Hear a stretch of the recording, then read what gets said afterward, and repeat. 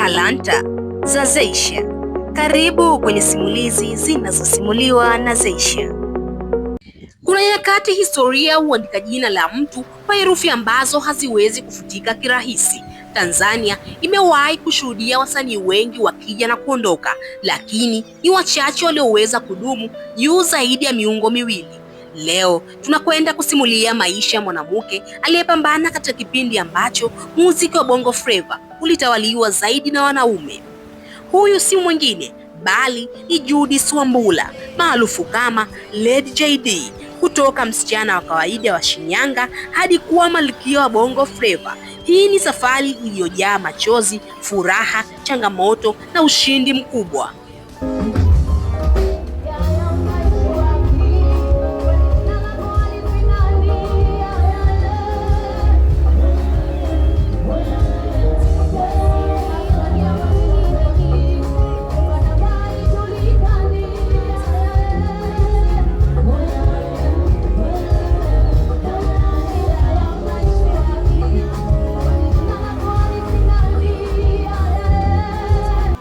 Jina lake kamili ni Judith Wambura Mbibo. Alizaliwa tarehe 15 Juni 1979 katika mkoa wa Shinyanga, Tanzania.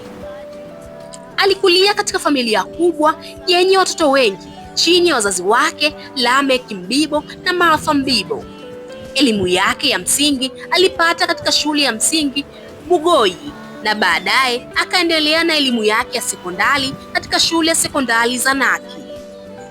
Lady JD tangu akiwa mdogo alipenda music. Aliwahi kuimba kanisani na kushiriki shughuli mbalimbali za muziki akiwa bado mtoto.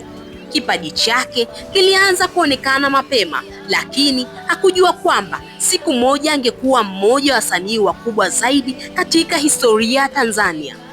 Miaka ilivyokwenda, JD alianza kujihusisha na music kwa umakini zaidi. Mwanzoni hakujiona kama mwimbaji mkubwa, hata aliwahi kuanza kama rapa kabla ya kugundua uwezo wake mkubwa wa kuimba.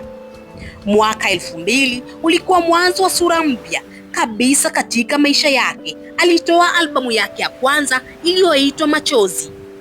Albamu hiyo ilipokelewa vizuri na mashabiki na ikamfanya atambulike Tanzania nzima. Nyimbo zake zilikuwa na ujumbe wa mapenzi, maisha na hisia ambazo watu wengi waliweza kuzielewa. Baada ya mafanikio ya Machozi, Lady JD aliendelea kung'ara kupitia albamu ya Binti mwaka 2003. Albamu hii ilimfanya kuwa mmoja wa wasanii wa kike wenye ushawishi mkubwa Afrika Mashariki. Nyimbo zake zilisikika kwenye redio mbalimbali ndani ya nchi na nje. Waswahili husema mti wenye matunda ndio unaopigwa mawe. Kadri umaarufu wake ulivyoongezeka ndivyo changamoto zilivyoongezeka. Alikumbana na ushindani, maneno ya watu, presha za maisha ya umaarufu, lakini hakuruhusu changamoto hizo zimzuie kuendelea mbele.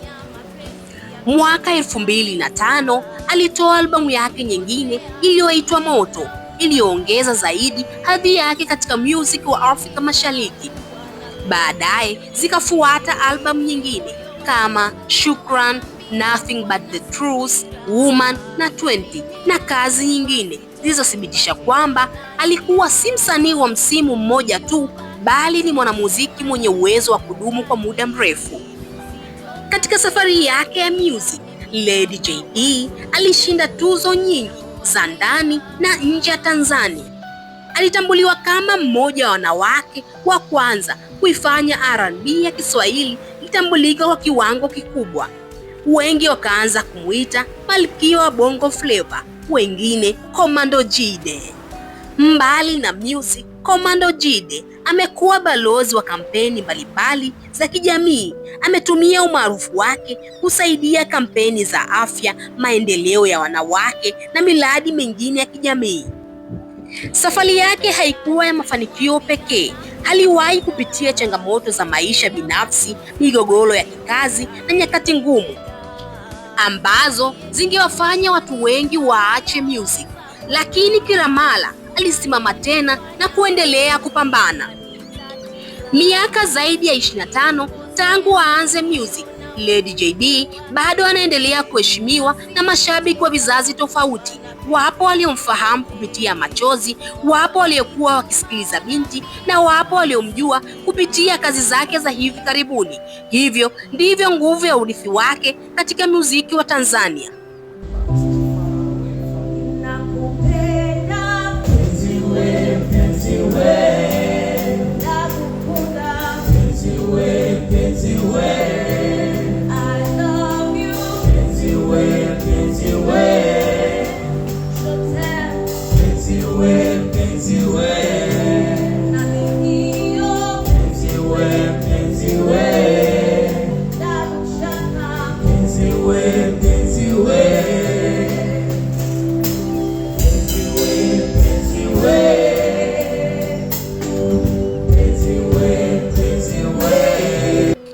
Historia ya Lady JD inatufundisha kuwa mafanikio ya kweli hayaji kwa bahati, yanahitaji uvumilivu, nidhamu, kujituma na uwezo wa kusimama tena baada ya kuanguka. Kutoka Shinyanga hadi kuwa malkia wa Bongo Flava, Judith Wambura Mbibo ameonyesha kwamba mwanamke anaweza kuota ndoto kubwa na kuzitimiza bila kuogopa vikwazo vya njiani. Na hapo ndipo simulizi yetu ya leo inafika tamati.